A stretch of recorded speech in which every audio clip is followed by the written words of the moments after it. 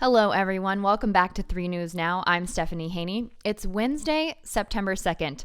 We've got the top headlines for you from WKYC.com and our WKYC app. I appreciate you being here to get all filled in on everything that's impacting you here in Northeast Ohio. Yesterday, we had some interesting weather in the Northeast Ohio area. It was quite humid out, but if you checked out social media, there was a campaign going around, and this was a nationwide campaign that Cleveland was participating in. It was called #RedAlertRestart. So took the opportunity to walk around downtown Cleveland and check out some of the buildings. There were 25 buildings in downtown Cleveland that were lit up red in support of the live events industry. So if you have a few minutes today, take a moment on social media, check out that #RedAlertRestart. The goal of this is to support the live events industry because so many events have been canceled because of COVID-19. Thousands of events canceled, millions of people out of work. So this organization, We Make Events North America, has put together this campaign that was yesterday from 9 p.m. to midnight all across the country, where they're trying to bring awareness to the Restart Act, which is something that is before Congress right now that they're hoping for Congress to pass, and also to expand federal unemployment assistance to people who have been out of work in the live events industry. I tweeted some beautiful photos of the buildings last night in downtown Cleveland. If you want to check that out, that's _Stephanie Haney, and lots of other great photos if you just check that hashtag personally. I didn't get a photo of Progressive Field, but it was lit up red. I've got a photo of Terminal Tower up there, the Rock and Roll Hall of Fame, one of the residences in downtown Cleveland. It was really a beautiful display, so check that out. Speaking of the humidity here yesterday, it has been a little bit tropical feeling, and we have a tropical visitor here to Ohio for the very first time. We'll talk about that here in a little bit. Also, Ohio's absentee ballot request forms are going out. We'll tell you what you need to know about that. Plus, Cavaliers player Kevin Love is talking about the sacrifice of playing with LeBron James and Kyrie Irving in a recent podcast. We'll also talk about former Cleveland pitcher Mike Clevinger's goodbye to Cleveland as he heads to San Diego to start with the Padres. And we'll be taking a look at the Chardon Board of Education, what they have to say on the thin blue line flag ban at school events after calls for resignation of the superintendent over making that call. And that's what we'll start for you right now. The Chardon Board of Education President Madeline Horvath is making it clear that the board supports Superintendent Michael Hanlon's decision to ban the thin blue line flag at school events. Horvath, on Tuesday, on behalf of the board, said, "We understand that the team's intent was simply to support our community first responders. We also understand that this action evoked immediate concerns from some members of the local community," making that statement on behalf of the board while expressing their support for the superintendent's call to ban the display of the flag at school events. Now, this all started because on Friday, a Chardon Hilltoppers football player carried the thin blue line flag across the field as the game started. Now, this is a symbol that's been associated with the Blue Lives Matter movement.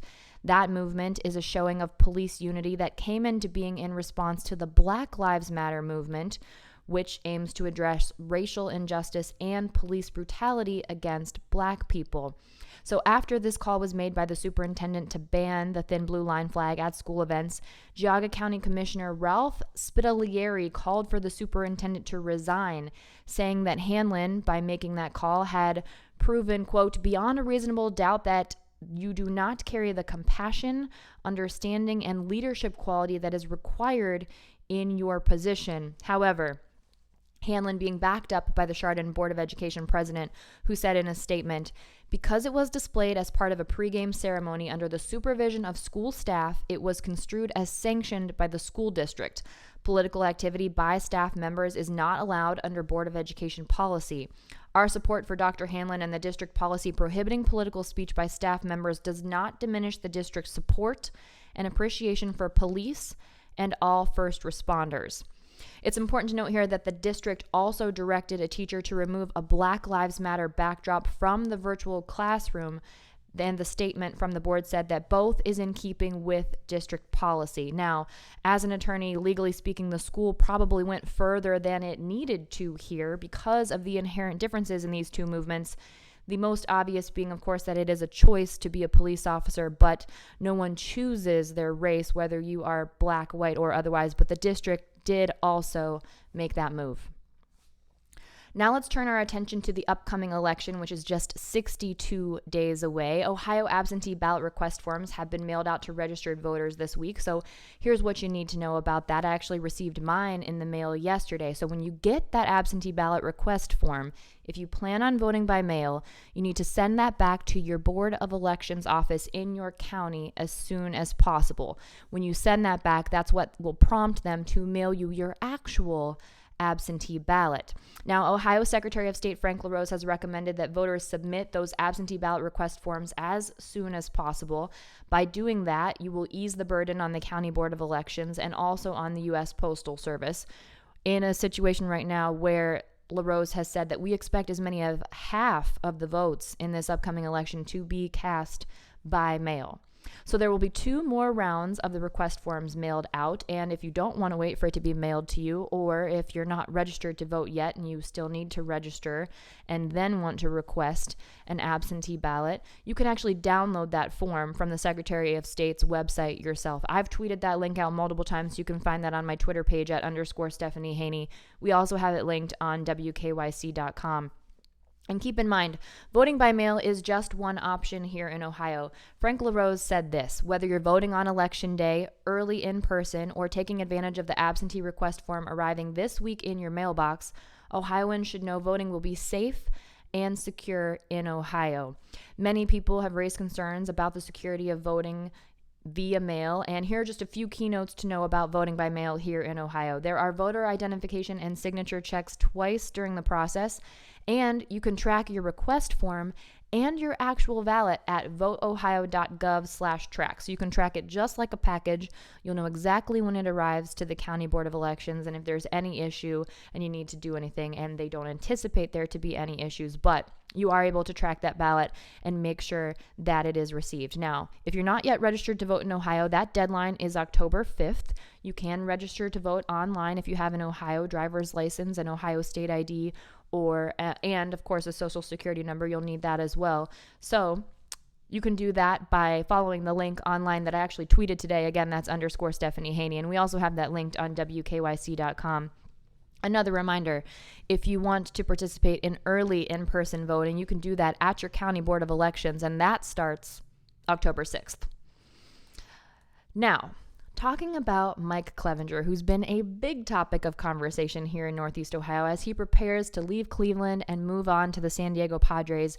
He posted an emotional farewell on Twitter. It was a video called "Yours Truly, Sunshine," and he insisted that there is no bad blood between him and the Cleveland baseball organization. Lots of people wondering if this trade would have actually happened if it hadn't been for Clevinger breaking those COVID-19 protocols in Chicago. However, we talked about this with our 3 News sports analyst, Ben Axelrod. He said this is something that has been in consideration for a while. So the breaking of the protocols may have sped things up, may have made this more of an immediate concern, but this is something that's been being considered in Cleveland and people have been taking a look at. So regardless, Clevinger is on his way to San Diego, so he put together a video. This was produced by Watch Momentum, which is actually owned by former Cleveland pitcher Trevor Bauer. So in the video, it highlights Clevinger's rise through the Cleveland baseball organization when he got called up to the majors in 2016, right after his first daughter was born. In the video, Clevinger says, "Never have I felt so accepted, not just as a player, but as a person here in Cleveland." He says he'll always remember the genuineness of being here in Northeast Ohio. He says, "From players to the amazing training staff to the clubbies and the people of the land, you have impacted my life forever, and I thank you for that." And he added that his departure to San Diego was not a goodbye, but a see you later. And that's kind of how it works once you spend any time here in Northeast Ohio. It just kind of sticks with you. So best of luck to Clevinger in San Diego. If you want to check out that full video, it's a little over 3 minutes. We've got it on WKYC.com. Check it out. It's worth the watch. Speaking of basketball in Cleveland sports, the Cavaliers star Kevin Love is now opening up about playing alongside LeBron James and Kyrie Irving. So Love, of course, was part of the big three that helped the Cleveland Cavaliers win that 2016 NBA championship. And so the Cavaliers star forward recently appeared on JJ Redick's podcast, The Old Man and the Three, and he admitted that he really had to adjust and sacrifice to play with LeBron James and Kyrie Irving. Now, Love is a 5-time NBA All-Star, and he said that he thinks of anybody on the team, he felt that he had to sacrifice the most in that dynamic. Here's what he said. He says, you have two ball-dominant guys. Kyrie is a magician with the ball. LeBron is a once-in-a-generation talent, arguably the greatest player ever. Love said, I went from being an all-NBA All-Star guy to then being that third option. That was an adjustment period for me, from going from a guy that shot almost 20 shots a game to then basically being relegated as a three-point shooter. Love says, though, he has no regrets and he will always cherish that 2016 NBA title with the Cavs. It's hard not to cherish an NBA championship title. Am I right? He did mention that there were some tough times early on. They also talked about a lot more stuff. You know, Kevin Love is very open and passionate about mental health advocacy. They talked about that all while drinking a bunch of wine, which makes me wish I could be a guest on this podcast because I just want to drink wine and talk about things.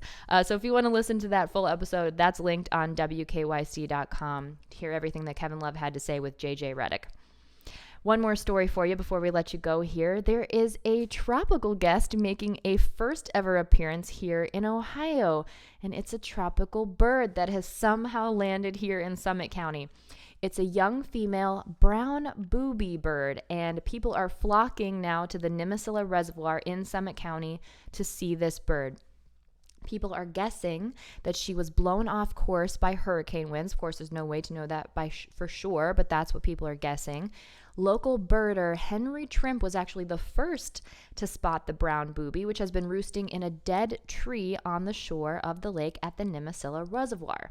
People are coming from near and far. There was one person who came all the way from Cincinnati to see the bird, and then Sandy Brown from Medina said that the last time she saw one, she believes she was out on a boat in the Gulf of Mexico. So to see one here in Ohio is pretty cool. That's pretty unique. So Sandy, of course, right on about that. The brown booby is normally found in the Gulf of Mexico and the Caribbean.